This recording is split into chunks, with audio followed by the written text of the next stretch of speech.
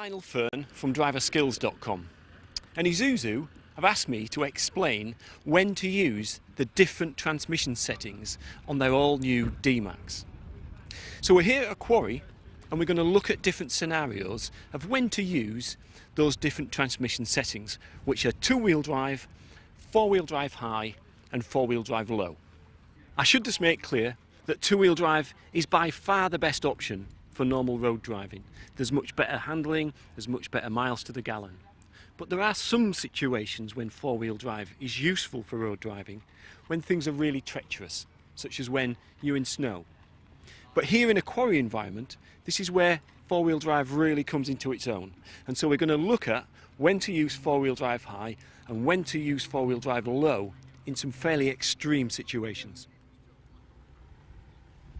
So this is the new operating device for the transmission system, and operating from two-wheel drive in this position to four-wheel drive here can be done on the fly, either four-wheel drive high into two-wheel drive or two-wheel drive into four-wheel drive high.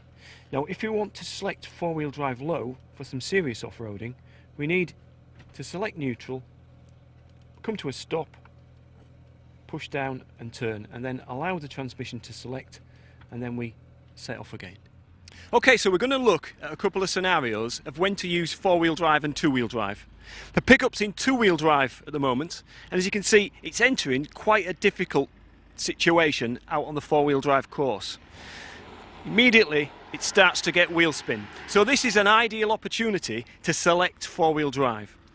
The driver's going to select four-wheel drive high, and you'll see it just needs to wait a moment for the transmission to select, and then once it's in four-wheel drive, it can then handle this activity really easily, and it drives away. So that's when you need four-wheel drive, is when things get difficult. I've got a professional driver, Squadron Leader Sharp here, who's going to demonstrate that for us. We're in two-wheel drive at the foot of a really steep slope.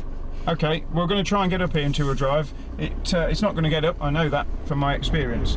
And as you see, we're just getting wheel spin and it actually slips backwards. So what I'll need to do now is go into four-wheel drive low range, and once this has gone into low range and it's performed its task, we should then be able to climb this hill. So we'll try the same hill from a standing start this time. There'll be a bit of wheel spin because obviously it's extremely steep. But as you can see, it's climbed all the way up that virtually impossible slope. That was impressive.